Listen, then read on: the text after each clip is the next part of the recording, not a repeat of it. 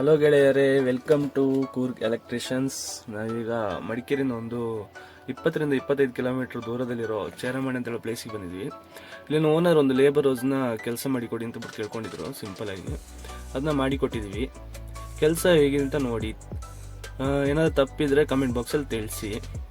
ನಾವು ತಿದ್ಕೊಳ್ಳೋಕ್ಕೆ ತಯಾರಿದ್ದೀವಿ. ಹಾಗೆ ನಮ್ಮ ಚಾನಲ್ಗೆ ಸಪೋರ್ಟ್ ಮಾಡಿ, ಲೈಕ್ ಮಾಡಿ, ಸಬ್ಸ್ಕ್ರೈಬ್ ಮಾಡಿ. Thank you.